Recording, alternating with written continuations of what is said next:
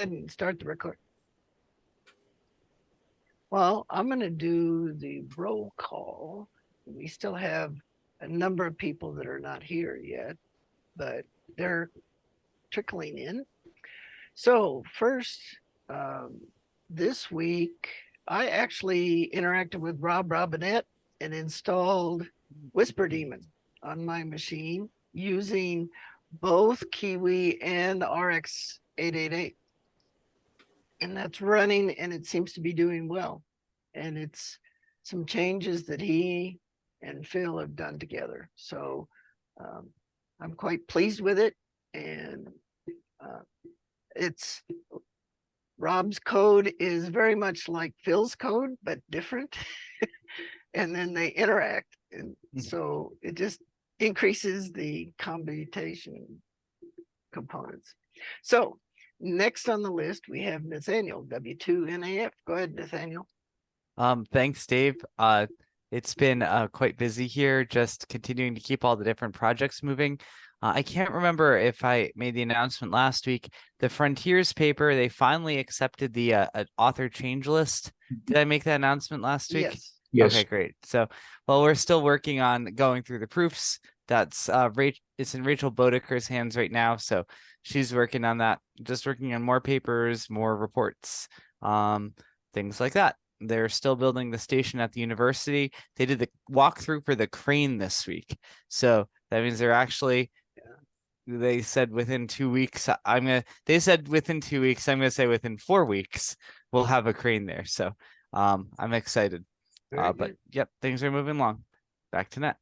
Okay. Next on the list is Dave Witten, KD0EAG. Go ahead, David. Oh, hello, everybody. I don't know what I've been doing. Last week I spent a lot of time trying to get a kind of a final open source version of the magnetometer remote component off to be constructed in China, and it took quite a bit of iteration to get that right. And even so, I don't have it. It's unfortunately it's not. They don't have all the parts, so we're going to have to solder on some of the parts ourselves. But at least I've got a modest number of them in the works right now. I think the boards are finished, but the assembly is about to start. Last I saw. And then I have been working on the Clementine basic stuff, especially today. So that's where I am. Well, good. Next on the list, we have Jim, K4BSE. Go ahead, Jim. Good evening, all. Well, I haven't done a lot in ham radio this past week. I've been nursing my knee back to health again and trying to catch up on some non-ham issues. But it's coming along okay. It's not as fast as I wanted, but it's coming along. And I think all three of my MSI experiments are running now. I still have a problem with reporting the magnetometer data. I need to get with Bill and Gelke on that. I just haven't had a chance to sit down and do that, but I'll get that done this week for sure. Otherwise, that's about it. Back to net K4BSE. Okay.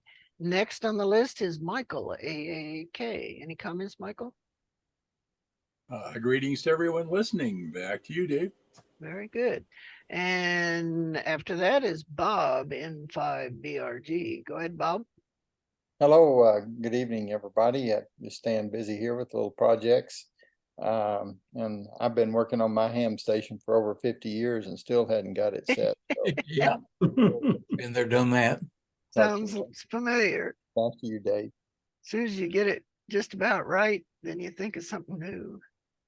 Anyway, next on the list is David, N1HAC. Go ahead, David. Good evening, everyone. Not too much to report. This was actually a astronomy week rather than a radio week. We had an open house at our down at Stellafane, the Springfield telescope makers.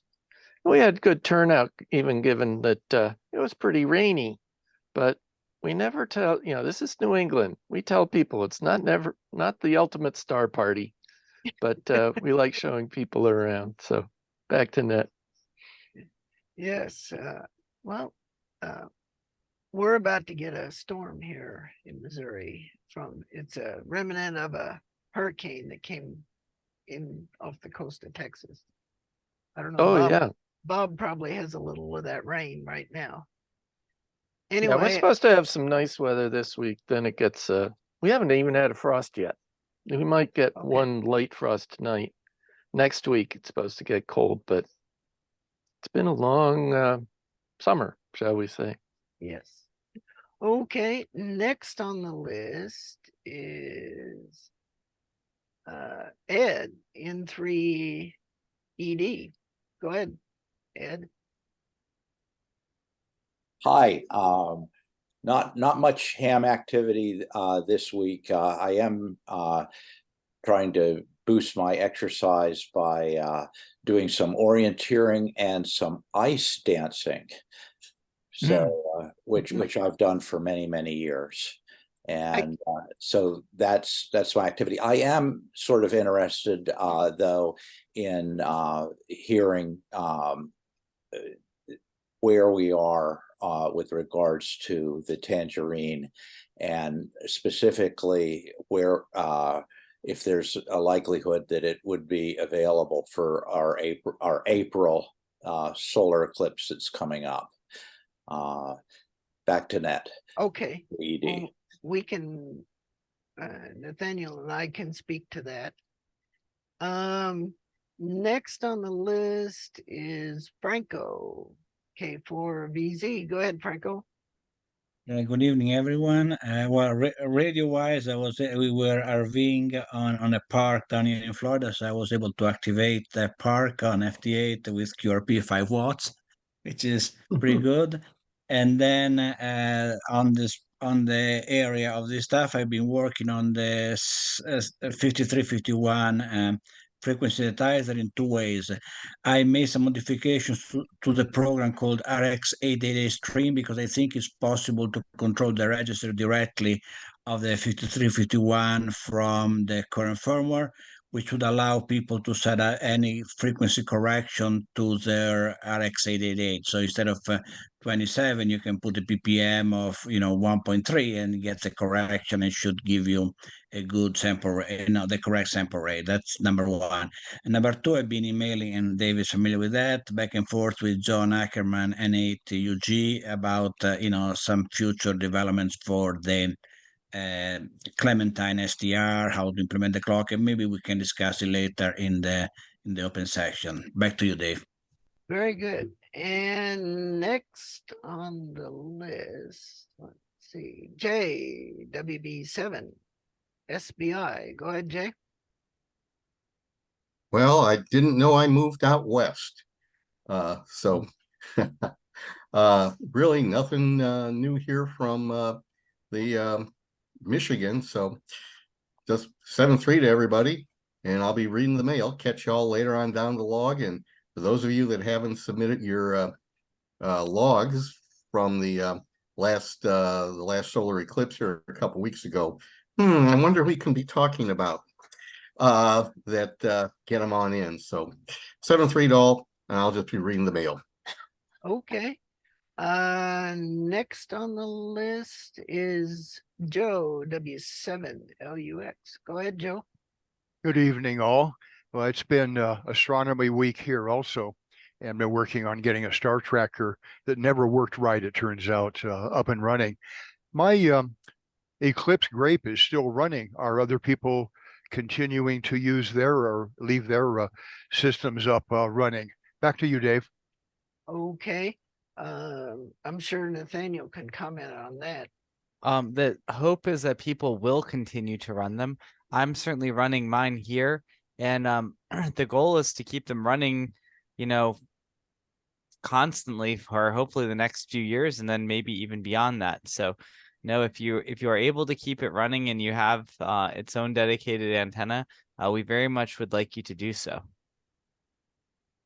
Okay, I'm saw Hillman Kim jump in there, so I'm gonna let him make a comment. Go ahead, Hillman. Hello, everybody. Not so much to report other than I was at the meeting last week. I was one of the organizers for a workshop that my colleague and I have been organizing. It's about our polar project. It's mainly to address the issue that is related to hugely limited logistics support that NSF is providing us. So recently, very few of us were able to even make it down there to do something. So we got together to not only to address the scientific topics, but also to address the resources and the current the budget issues, mainly related to big renovation that is happening at McMurdo Station and South Pole Station. And because of current climate change, the big airplane cannot land. The window of landing period is much narrower, which limits the cargo and passenger, as well as the icebreaker problem. The U.S., I think one of the icebreaker, or maybe only one of them, is not in good shape. So sometimes we have to use Swedish icebreaker or even Russian icebreaker that I heard. So there are lots of problem going on. So we were there to listen from the NSF representatives and Antarctic support contractors to find out what's going on and what we can do, what kind of science that we have to push forward and stuff like that. So I've been pretty busy. And especially tonight, I think we have to discuss more about the magnetometer project that I'm working on. Now I don't know, I have to look at the files more carefully, but thanks to Dave Witten, now I have much more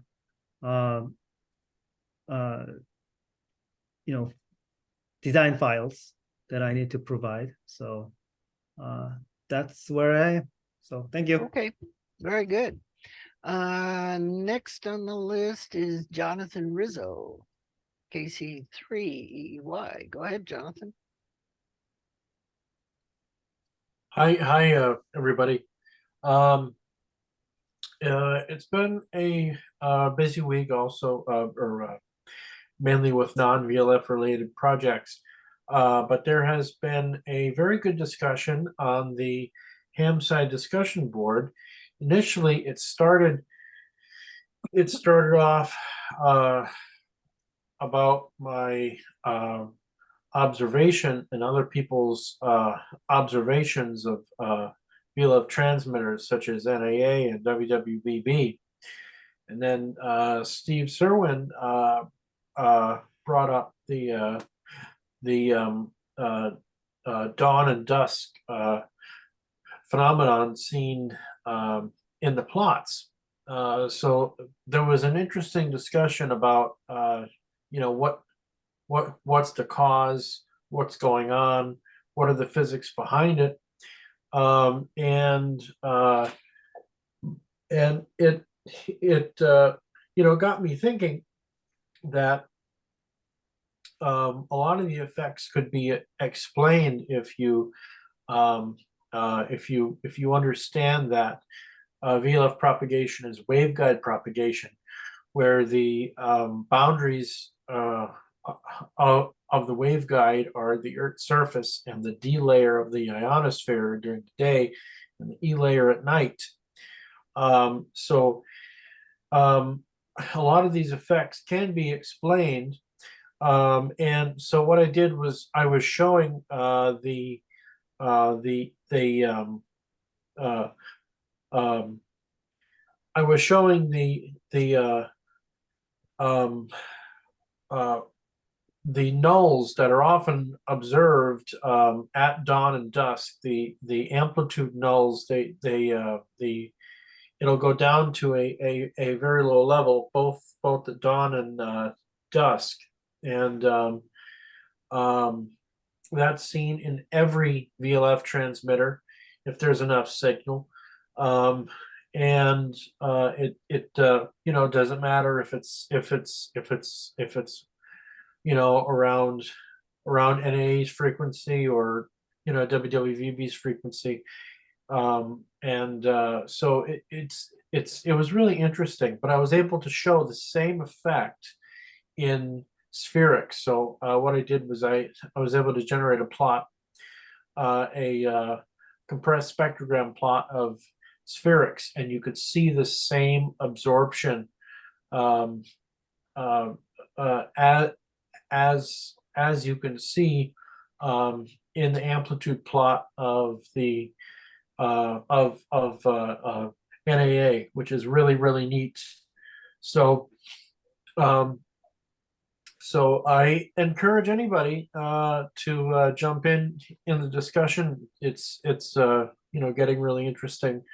I haven't really had time to work on a lot of VLF stuff, mostly non-VLF related projects.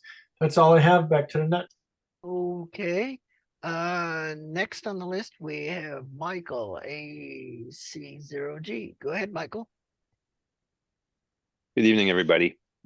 I have not been particularly active this week either, but I've still been tinkering with the possibility of analyzing some of the data gathered from the 888 using and stored via digital RF using GNU radio.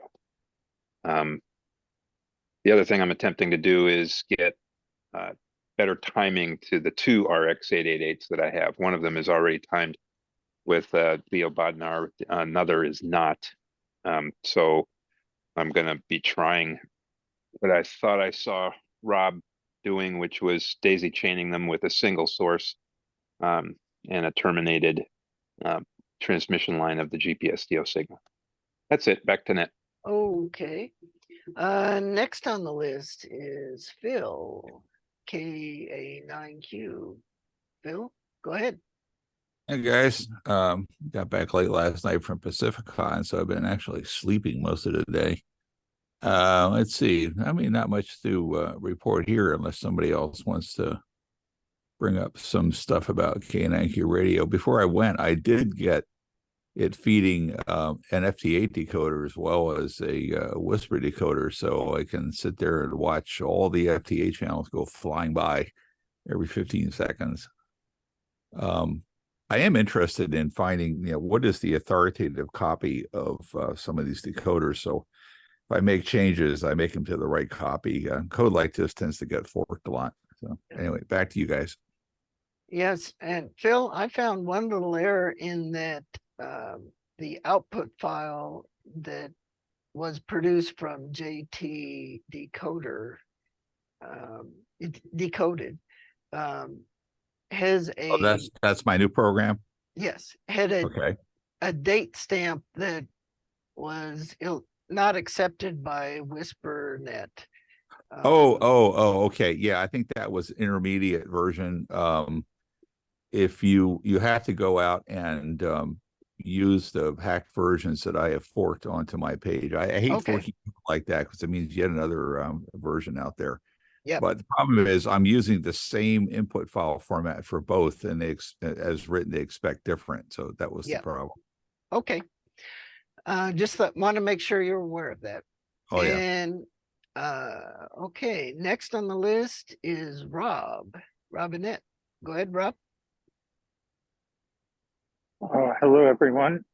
I'm out on errands. let's see, what's important for 888. I did go out to KPH on Saturday and we fixed it, and the 888 there is working. I'm comparing the 888 against a Kiwi. They're both getting the same RF, and I think I have Gwen's Grafana page has shown that they match each other in terms of the number of spots received, and the SNRs are very close to each other. More important is the number of spots needs to match, because the SNRs are affected by the filter bandwidth of the wave files. So I want to do an experiment suggested by Clint, that we have K9Q open up the record the full upper sideband bandwidth for the wave file, the 1 minute wave files, and then do the filtering that seems to be required by the WhisperD decoder. Do that filtering when we create when Whisper Daemon creates the 2 minute long wave files. And so it's not, I don't think it's documented anywhere in JTX what it shouldn't make any difference. The filtering shouldn't make any difference to the SNR values, but it does, which seems to be one of the many weaknesses of WhisperD decoder. So I'm going to look for some consultation with Phil on this subject. But I did do an experiment with running my 888, which with its thermal fixes. I ran it at 128 megahertz mega sample, and it ran, once I had a nice clean clock, it ran flawlessly for 24 hours, and got a little warmer than it did running at 64 megasamples. But there was an update to the code, the firmware for the, I was using the, I guess what John Ackerman refers to as GERT, is version, the GPSDO. I have a beta version of it that I was using to feed the 888.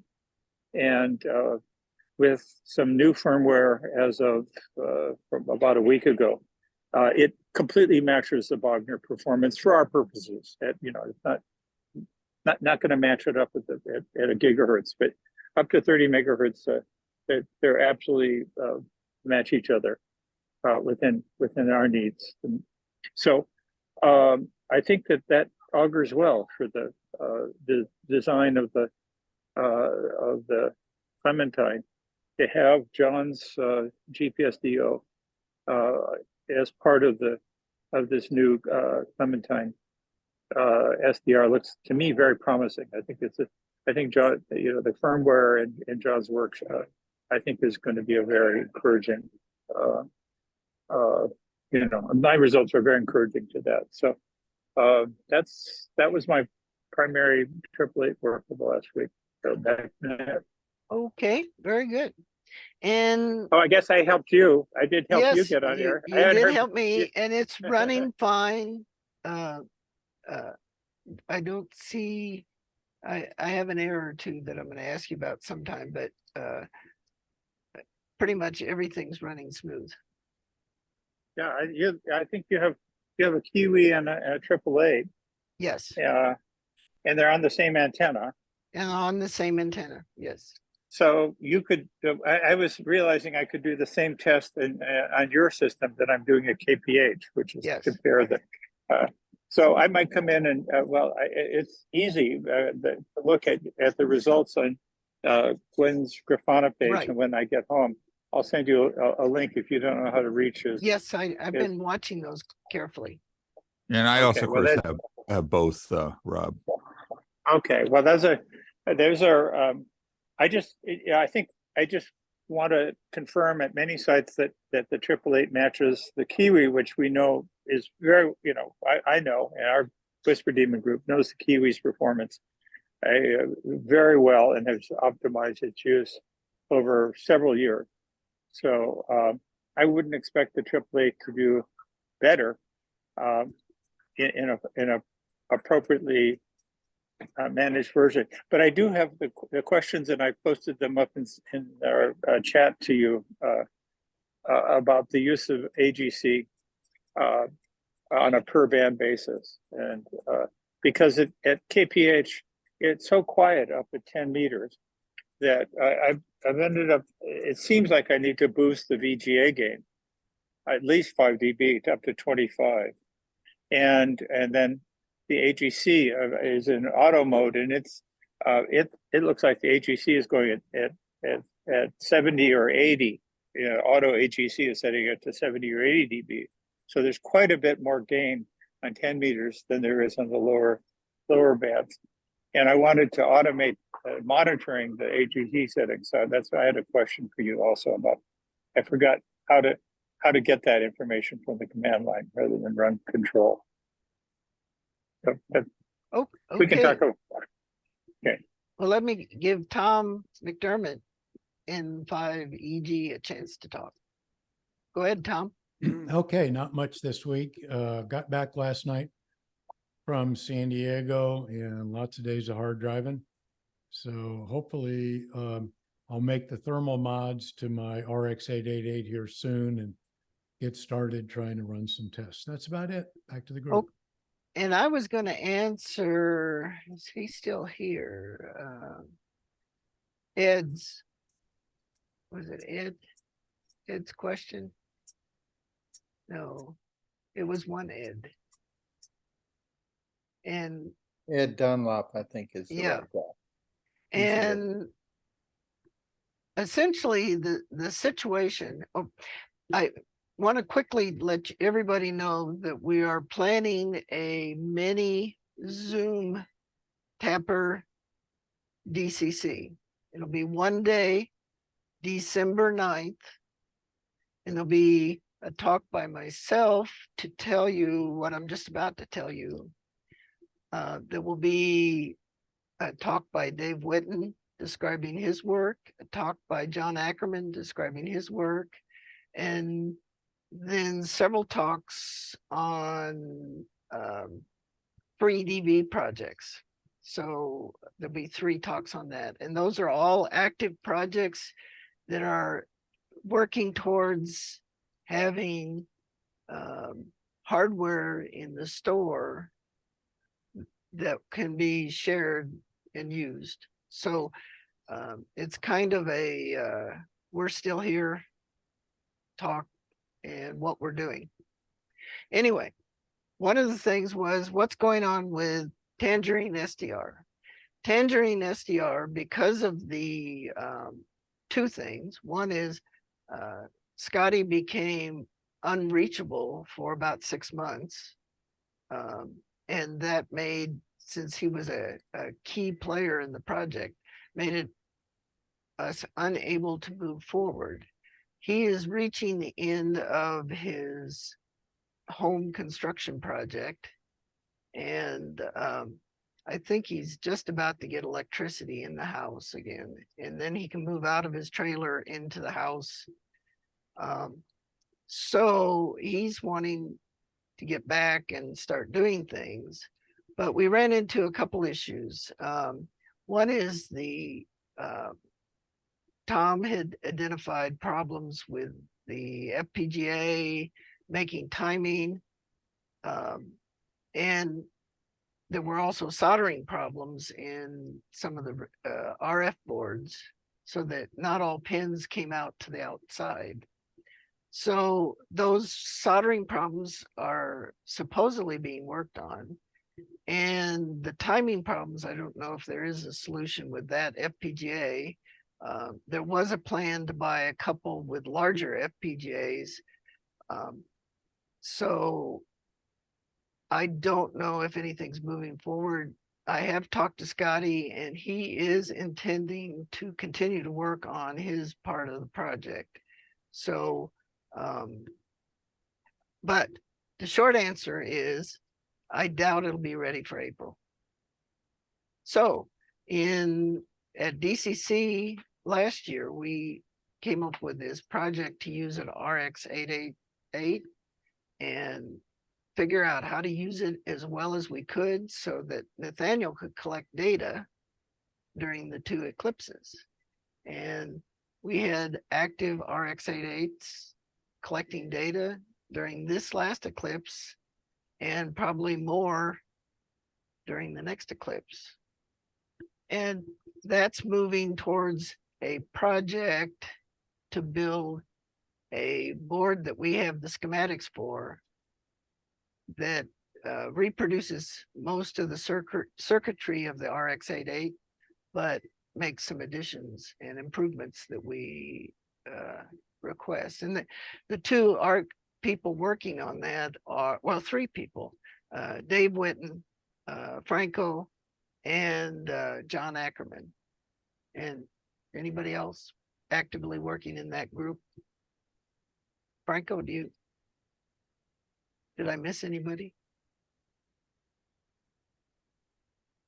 I mean, the email were going, and I think there was also Tom in the emails that were exchanging with John. Yeah. Tom, yes. And Tom seems very supportive of this change. I'm talking for you, Tom. If you want to jump in here and comment, please do. No, that's exactly right. And that I'm doing a leadoff talk at the beginning of this mini DCC to explain to the Tapper membership what happened to Tangerine and what is this Clementine thing we're talking about and why and what is the future of either of those. So hopefully that answered your question. One thing I'll point out, this is David, I'm happy to help with the Clementine design. Yes. If you need somebody to take a look at it, I'm good at the front end and the converters part of it. Definitely. Yes.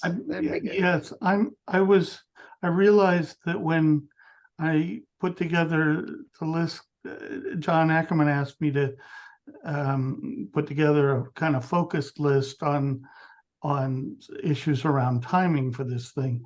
And just a few people were actively concerned with it. And I should have put you on that as well and did not.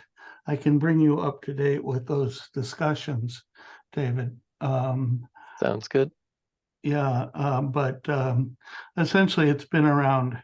John has been wanting to know how to design the timing to best support the uses that people want to make of the Clementine design.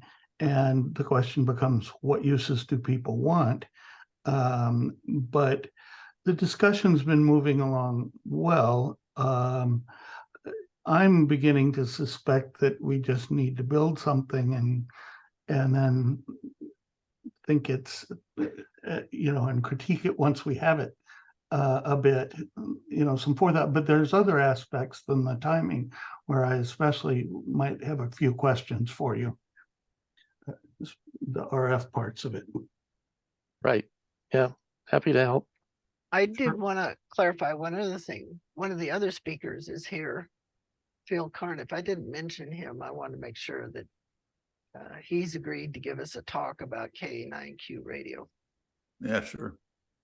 And, well, and particularly the adaptations to RX-888. Well, that's been what I've been mostly working with for the last Yes. 2 months or so. Yes. So it's really the explaining the pivot that we started in May to this new received radio architecture, both hardware and software. I'm not sure whether Ed was completely aware of he was asking where things were with Tangerine, but I'm not sure whether he's entirely aware that we've kind of changed the base architecture here to get away from an FPGA based design and use high-speed USB 3 interface that dumps the raw data and is processed by Phil Karn's software. He does some very interesting things, and hopefully that's going to serve most of our needs for the near term. And it's a little cheaper and easier to work with. So Ed, are you there? I was not aware of that, and thank you for letting me know. That's actually a really interesting direction, and it's actually also a direction, sort of, that the Raspberry Pi has gone in order to get away from their I/O bottlenecks. Yeah, we're aware of that, and we're seeing that on a number of fronts, and hopefully this will allow more elbow room and some reduction in cost in the future. Well, unless there are any other questions, we're basically open for general discussion. I also wanted to make a comment that we shouldn't give up on Tangerine just because we're having trouble programming the FPGA. I do want to see that project continue, and we may just need to be a little smarter or change our goals. But I think it still will work. I think the biggest thing is finding enthusiastic volunteers. Correct. Yes. Enthusiastic and knowledgeable. And knowledgeable. I have a question, please. Go ahead. I had to step away from the computer here for a few minutes, and I just saw something in the chat about a mini DCC. Could you just please give 1 minute on that, please? Yeah. Tapper is having a mini DCC December 9th, and it will be a Zoom session, and there'll be talks by myself, John Ackerman, Dave Witten, Phil Karn, and then 3 talks by the different people working on FreeDB. We have a Munir is working on an EasyDB, which is a ESP32 architecture running FreeDB. And then we have Jason Rausch wants to talk about APRS using a ESP32 architecture, and then Walter is going. I forgot Walter's name. Great, and that's is going to talk about FreeDB as a whole. And the date again is, please? December 9th, a Saturday. Cool. Thank you. It'll be for Eastern people afternoon. We're trying to get a time that is reasonable for people across the US. Okay. So. And I assume glad there'll you be start at noon for us Eastern. I actually have another meeting that morning. So. Yeah. And I'm assuming there'll be an email blast or something come out. Yes, and it will be recorded. Great, thank you. So it has been announced on the Tapper. If you're a Tapper member, you should. I am, but for some reason I just put the link up, Dave. Okay, thank you. Thanks, guys. So maybe we should did Hillman want to talk any more about the magnetometer paper right now? Yeah, I was gonna say that. So now yeah, David Witten provided a full-blown set of files. So thank you very much. By the way, remote board link doesn't work. So please make sure that Yeoman, the reason that link doesn't work, one of the links doesn't work. I just didn't, there's a different link that does work. because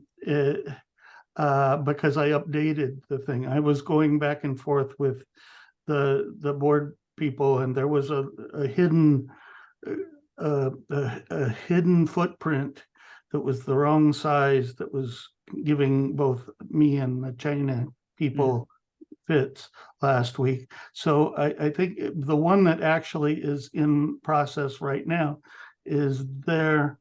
But my real intent was to give you those two files, but they're really not the authoritative things to put in the paper. Probably we need to put them at least on a GitHub site that is reasonably permanent, or at least a longevity that suits the publication. I'm not really clear on whether HamSci has a GitHub site. If there is one, I'm sure I don't have authorization to put stuff on it. I can't hardly get stuff on my own right now. This two-factor stuff. Yes, HamSci does have a GitHub, and I have authority on that, and I can get you authority too. Okay, well, that's, I don't know how that works with the two-factor stuff that they have. So HamSci has an organization account on GitHub. So what I do is I create a repository, and I make you a collaborator, or I make you a member. I make you a member of the HamSci organization on GitHub, and then you use your regular password and username to push onto that, and it will show up that you, as David Witten has contributed, but it will be under the HamSci organization. Good. Can we do that with can that be a clone of, say, my repository, or mine aren't up to date either, or do I put it directly on the HamSci stuff one? Yeah, so HamSci can fork your repository. That's what I meant. Yeah, so I can do that. Yeah, I'll get those cleaned up. But yes, one of the two links that I sent to Hillman is now slightly different. It can be got to via it's up on the magnetometer website. My magnet, the whatever you call it. Linode. On your Linode? The Linode, Akamai, whatever it is this week. Yes. Yeah. You can get there. It's publicly downloadable, but I'll do another round of posts probably tomorrow morning, letting people know where stuff is. I just kept having to make changes, and there was one evil thing lurking in the Gerbers that I don't know how it got there, but so I had to redo it a few times last week.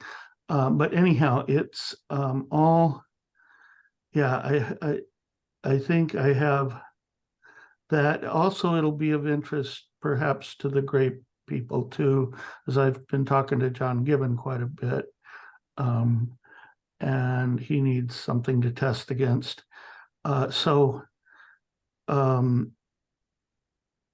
Yeah, we can work that out. You'll hear from me tomorrow, I'm sure, for Nathaniel and Gil. Okay, that sounds great. So, these files, my guess is that as long as these files are well organized and well explained in a certain permanent location, then what we can do is to simply just put the reference in the paper so that anyone can click on it and then download these files. I think that's what they want. So Yeah. as long as, but now I see like bunch of different files that I can really like recognize. So that is why I wanted to have some brief meetings separately. I don't want to go through all these like bits and pieces like now. So, maybe David, you and I just can have short meeting sometime tomorrow, so that we can just go through like what file Okay. should be here or there, or That, what those are, what those two zip files I essentially put up there are the complete KiCad, KiCad, whatever they call it, projects. And really not, you know, they're the whole deal for a remote and for a local version of a module. The ones I made are separate rather than both the same, like Scotty's. There, but there are there are JPEGs and things buried down in those that might be as useful to you in some way, but not a replacement for anything you have in the paper at this time. But there's like 3D drawing and some other things. We can talk about it tomorrow. sure. Also, remote files, please. Remote files. I do not have access to remote board. Oh, the remote board. Okay, I'll get you the link to that right now. Okay. So this Picomation is sort of like a permanent, or should we look Yes. for some ham side server where? Though Picomation and .net and .org are a couple of names I've been squatting on for years, probably, that I used, that are the base name for that server. So, and if you go to the root of either of those, you'll end up essentially in the web front end to the download all the data, you know, from all the magnetometers that post to that. And in there, there's another folder that has, you know, there's a couple other things. There's instructions on how to set up the magnetometer, and there's also the folder that has these two zip files in it. But let me send you the link. Yeah, that's what Picomation is. Right. Also, I think, would it make sense, Nathaniel, would it make sense to provide some kind of ham side server where we can, you know, place all these files like permanently, so that? Well, if you have a HamSci one, we'll either put this stuff on there as a primary repository, a GitHub, or we can do it as a, whatever the word is now. A fork. So yes. So here's what I think we should do. I think we should have it as we should have it on the GitHub, on the HamSci GitHub under that HamSci organization. I think my first preference would be to have it as the HamSci organization has the actual main repository. But it also doesn't really matter, because if I fork it, so if you put it on your repository and then I fork it, I can always detach the fork later, and it can be its own standalone thing. So either way is okay. The other thing we can do and we should do is, once we have it on the GitHub and we have the set that we're like, okay, this is the one that we are publishing with the paper, we can export the GitHub repository to a Zenodo repository where it gets a permanent DOI and archive number. And then it'll be in two places, and the Zenodo one is supposed to be the absolute permanent immutable version. Okay. However you want to do it, I'm not fussy. I just I want it to be publicly accessible. That's my goal. Would you, in that case, would you mind if we created a HamSci GitHub and made that the main repo? That'd be fine. That'd be fine, as long as I can get stuff onto it. Yes. What do you want to call it? Something with magnetometer. Yeah, the PSWS magnetometer. Yeah, if you want, that's fine with me. Yeah, and there should actually there's both a remote and a local component to this, so you almost need two. I don't Yeah. know, whatever works for you. When you say remote and local, is like the remote is that your server part or is that The boards, I think he means. Well, I'm flustered tonight. The local is the one that's designed to plug into a Raspberry Pi. okay? Whereas Scotty made it so it's really the same board either way, Right. depending on what you solder onto it. Mine aren't completely 100% identical. And it was easier, particularly for the trouble with the Tapper ones is that like John Gibbon only needs the remotes to go with his grape because he's implemented grape 2 because he's implemented the whole local side of that on the grape 2 board, and it's part of his board already, and so he just needs a remote, and so I just left them separate. Okay. I can try to make it Does it? I think if we could have one repository, that's probably best for the magnetometer. I think, unless I guess you have two directories in there. Yeah, it could have more than one directory in one repository. It works if it's clear to somebody landing there what's going on, that's fine. I think we'd also want to write about it in the README. Yeah. But I have a question for Human. I wanted to ask him, do you have the code that you made the graphs in the paper with? Is that an R or a Python? Python, yes. Okay. Can you send me either a link or that code? Sure, I can send you the code. Yeah, I don't have like GitHub and stuff, but perhaps it's only one simple code, so I can send it to you. Well, I should be able to understand it. Yeah. I worked with lots of graduate students over years. So, I yeah, was you'll wondering see- if it was R or if it was something else. Okay. I'd Yeah. like to see it too if it's graphing the magnetic data. Yes, it's really the transformations for the graph that I need to know. Sure. Okay. Yep. Yeah, Dave, can you remind me your GitHub? It's not my call sign. It's Is this at Witten D? Yeah, it's Witten D. Yes. Okay. So then what I can do is I can make you a collaborator. Here. So yeah, I'll make you a collaborator. And then you can push directly to this repo. Okay.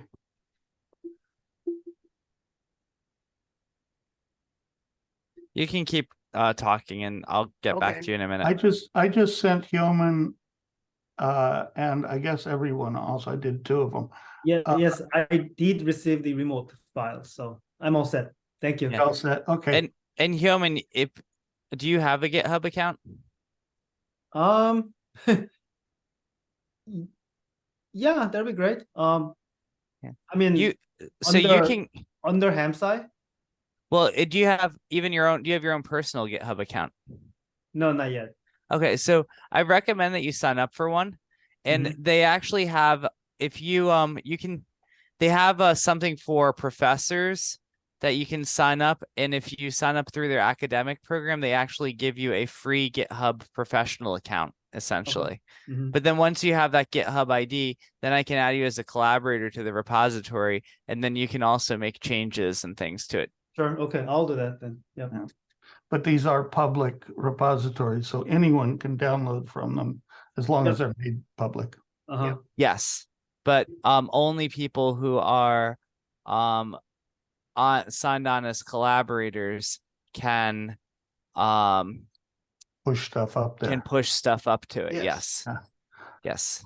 Also be careful on my site. There's all kinds of detritus.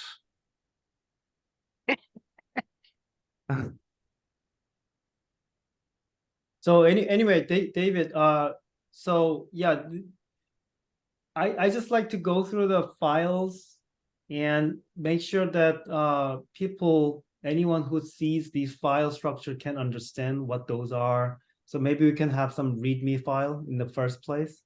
Okay. Yeah. Yeah, this I mean, was that kind of README file can also be included in the main paper, but I think, main paper doesn't really have to show all of these like bits and pieces information there. So rather we can have README file in this repository, and then we can just put the link to the repository from the paper. okay. We would probably have a basic README at the top of if there are two of these, two folders within this.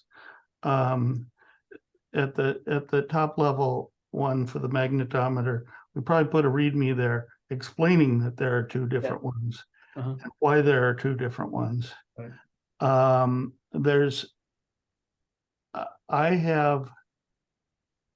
We probably also would want to link the code that I use too into there at some point, the run mag code and things like that.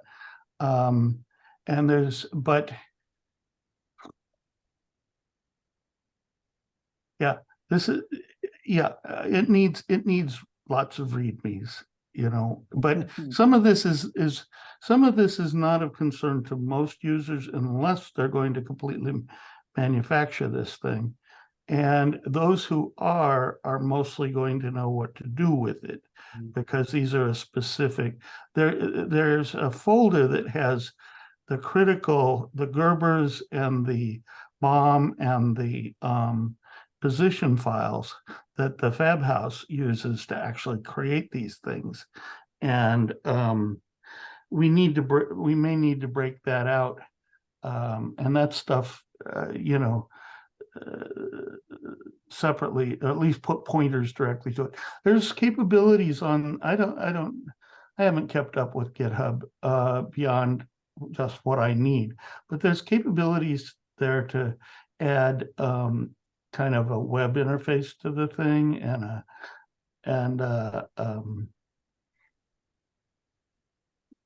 kind of a blog that points in there, I think.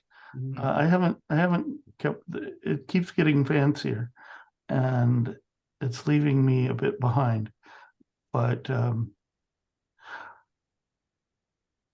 ultimately what we want is what we need here is to have these things with tagged version tags and then releases, that are in the future so when there are changes, we can show people this is the one to use. It's all here, but the one you want is this. And there's a fairly simple way to do that on GitHub, but it takes some time to organize it. Okay. Dave, I just made you an admin of the PSWS magnetometer repository. Thank you. So you should be able to accept that invite, and then you should have full read, write, change permissions to it. Okay, you sent me an invite. Okay, great. Yes. So that probably is easier than me typing. Yes. By the way, is Bob here? I just saw your message. I'll send the Python code to you as well. Thank you.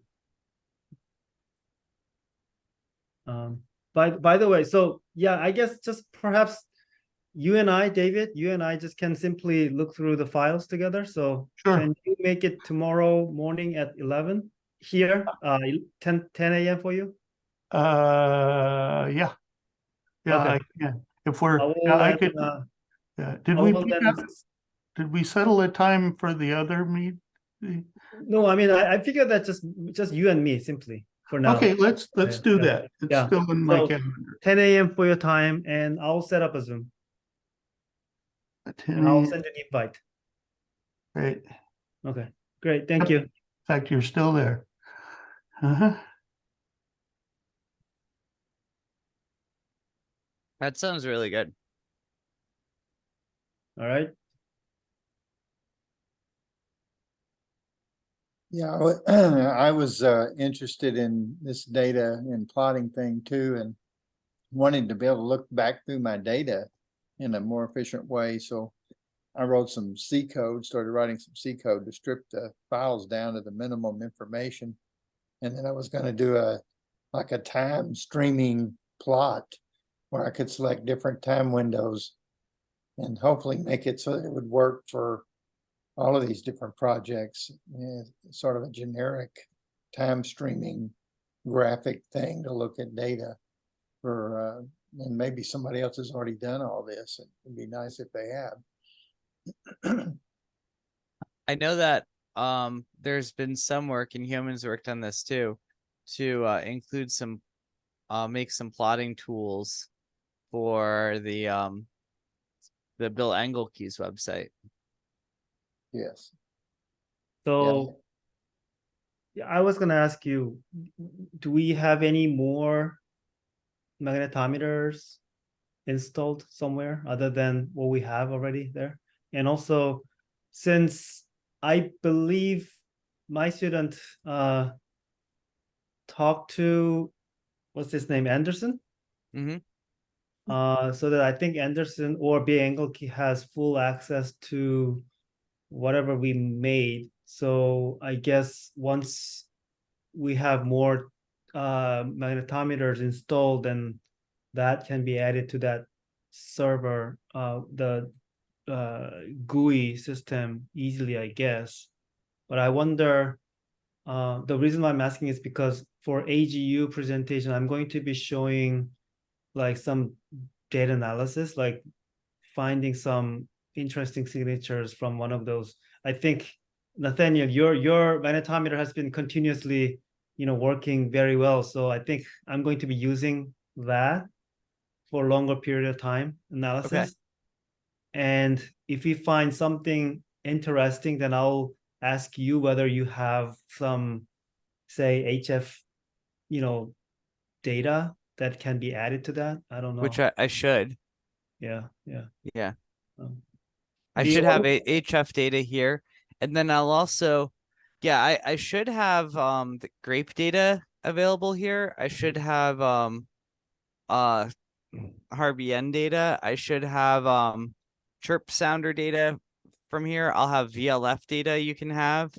And from the university, if you talk to Fabiano Rodriguez, we might have SynthPy data from just from the university, which is only 5 miles away. So we should have a pretty nice set of data that you can look at. Sounds great. So I have one student actually looking at magnetometer data right now, in preparation for AGU presentation. So once we finish, say, like survey of magnetometer data, then we'll maybe you can maybe teach my student how to look at your data set. Yeah, definitely. Maybe you can just provide plot and to see if that things go, if there's anything interesting to relate. Yes, definitely. Yeah. Also, Tapper now has they have a stock of magnetometers in their store. Mhm. So it would be nice if we could help sell them somehow. So if we maybe go on some sort of a campaign to advertise to ham radio operators or citizen scientists to say that, look, you can go buy these magnetometers from the Tapper store and then set them up and get people to contribute. Yeah, I really want anyone who wants to buy like HF system, I would like them to also have magnetometer, so that at least magnetometer has some kind of paired instrument. Yeah, so you have both the magnetometer and the Right. I mean, magnetometer itself sure. I mean, it'll produce some kind of data set, but without any paired instrument, maybe it's not so exciting. So Yeah. Well, we have, I mean, another thing to do, I can talk to you offline about this, but depending on how much funding you have left on your side of the DAISY grant, one thing to possibly do is to buy those magnetometers and deploy and send them out to people who are already running the grape receivers and see if they'd be willing to host both, especially if we help provide them either for free or at some sort of a subsidized cost. actually, yeah, I mean, I can do that. So I can buy, as I mentioned to you, I spoke with Gareth and Lindsay, and then they are interested in getting more, I guess, grape, right? Grapes? Mm-hmm. Yeah, Yes, great. more grapes along with magnetometers so that we can have multiple places around here for student training purposes. So yeah, I'm happy to buy more magnetometer sets along with grapes. So yeah, I'll Will contact the you. grape and the magnetometer run on a single Pi? They can, yes. Okay. And I have another question. I believe so. This is Ed.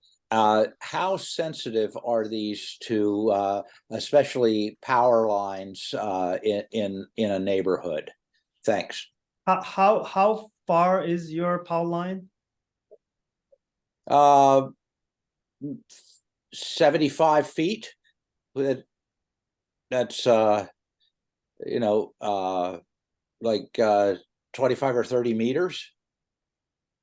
So I mean, we haven't really done any quantitative, analysis how this particular magnetometer is impacted by power line nearby. However, I can give you one example.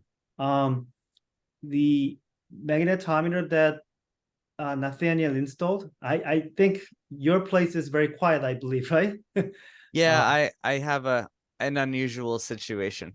Right. So the data quality from Nathaniel's place is quite good. I think even the other Dave Larson's place and the other places are pretty good, except for Jenny Jump. The reason I can tell you why. Jenny Jump, because of the location, we could not really place the sensor far away enough the house. It's a big, the Jenny Jump Observatory it's like a single house. It's a little bit big. The magnetometer had to be placed right in front of the house, which is just like in the flower bed, basically. So we call it flower bed magnetometer. There's the reason why we had to do that is because there was no other place we can put the sensor because of the foot traffic, so it is right. Yeah, you're showing the big house on the left side. Yeah, that one. The magnetometer is right in front of the door. So it showed the same trend, but it's kind of obvious from the data set that it shows much more fluctuation. It kind of followed the same trend, but because of that, I think that's the major reason. I thought the magnetometer was in some vault down like over here or something. No, Gil said, I don't know. I don't remember what Gil said that, but he said, no, that's maybe because there's some kind of construction going on, the project going on or something like that. I don't remember. So I thought the magnetometer was down the hill.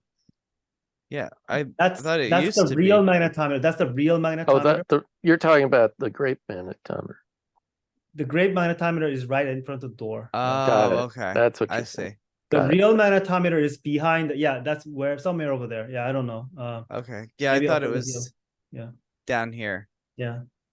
But Okay. anyway, I mean, it is Well, we still should be- usable. It is still usable. It is still comparable. But I can easily notify that it's got more uncertainty noise. Yeah. We and should be able to install one. We're about maybe 30 kilometers west of Philadelphia. Yeah, that would be nice. So again, getting back to the question, 70, you said 75 feet. So we have power lines that run through the neighborhood. You know, they're on telephone poles, and that was the major thing that I was concerned about. I think you'll see a lot more interference from lawn mowing and driving your car around than you will from the power line. Okay, I mean, why don't you, I mean, since installing magnetometer is not a big deal, so why don't you just install it and see how that compares to ours maybe? Let me mention one of the comments I wanted to make is it is a pretty big deal because you got to get the kit and put it all together, and then you got to dig a hole about 3 to 4 feet down in the ground and run a line from that location to your for power and where you're going to collect data. So I wouldn't want to give these away. I would make sure and let people have a little skin in the game to be sure they're going to be willing to go through all that effort to bury them. I do agree with that. Right, and we're willing to purchase one and see how it see if we can get it in properly, and so that it is gathering data. And then my other comment too is the data itself. You know, like I put one in from Tapper, and I've set it all up according to Dave's instructions, and the data is feeding into Dave's accumulation system. But I never did get it transferred over to Bill Engelke's system, and he had a way to collect magnetometer data also. And like the graph that you're showing there, Nathaniel, I don't know if you're picking up the stations that Dave had and the ones that Bill had, but I'm thinking there may be some other data that can be accumulated here. Yeah, I think that is something that needs to be looked at here, because I see myself on your list, so I guess maybe I don't know where the data is originating from, but it's showing up there. Where are you again, Bob? Just north of Dallas. Just north of North Dallas. of Dallas, so that red dot you Yeah. got there. Oh yeah, but it's red, so that means it hasn't seen data for like more than a couple days. Well, it's constantly putting data on Dave's system. So there you go. So there's Yeah, other but people that are red possibly are doing the same thing. I think this is Bill Engelke's, looking right. at Bill Engelke's data. And if you haven't set up with him, and I can't tell you how to do that. No, I know a little bit about his deal, but I need to work with him some more. Or we can just do like a mass dump into his system, I'm thinking, when the timing is right, and get him all caught up on all the data that's available. I don't know, wherever you want to accumulate all the data. Right. Ultimately, I think ultimately for me, I'd like to have it here. That would be my preference. And what's nice is if Dave wants to collect the data too, the transfer, it's a rather small amount of data, and the Raspberry Pis can send it to both places at once. Yeah, it shouldn't be. See, yeah, you're right. That could be done that way, but it seems like a waste to put all this data in multiple places, but it could be done easily. Well, I've got months worth of data myself continuously streaming. well, yeah, it's no problem for me to keep collecting it as long as anybody wants me to. Yeah. And but it's not the optimal, probably not the end resource that this project wants to create. Yeah, I mean, really, things should really go to Bill Engelke's server, because the one that his server is actually funded by the NSF and is supposed to be supported and developed as part of the project. So yeah. And you probably have access to his server too, so you could, as long as it's being stored, if you trust the backups there and everything, you could get the data. Right. Yeah, and I have the data for the great units too that I've collected that's streaming along, and I'm not putting that on Bill's server yet because I took a different approach to get the data using a new radio. But then I have the 2 orthogonal antennas, and I need to get those somehow parsed out in this. I don't think it's a good idea to put my data there unless it matches the other data format either, so that it doesn't create any confusion. So I was going to restructure that to make it match once I got to work with Bill on it. Yeah.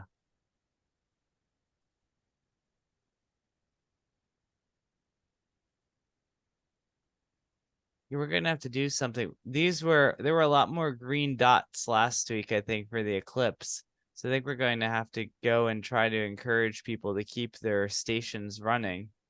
Because really the eclipse is a big deal, but we actually want to look at things that happen day to day also. So the project's not just about the eclipse. Right. So yeah. Well, it'll be things that we keep working on. So I think I'm going to say 73 for now. But I think, thank you very much, everyone, for your contributions. And Dave Witten, thank you especially for all of your files and for working with Yeoman and for working on the Clementine. And everyone else, thank you also for the Bill for the K9Q work and everything that everyone's doing. So thank you. 73 to everybody. 73. Thank you. 73. Thank you. Bye. Bye. Hey, can anybody answer my question about where the canonical upstream sources are for the various JT mode decoders?